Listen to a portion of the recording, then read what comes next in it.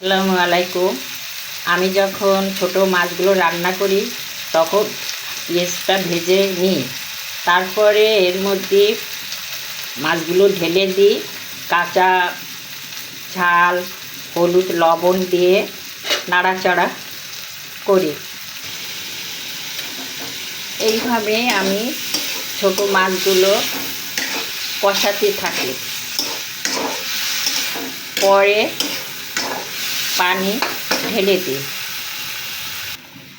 এবার আমি ঝোলের মধ্যে বেগুন দেব। ঠান্ডা পানিতে বেগুন দিলে বেগুন সহজে সিদ্ধতে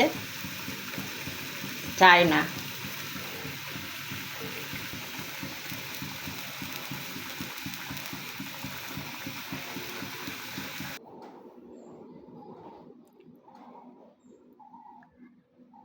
হয়ে গেল নানা রকম মাছের তরকারি।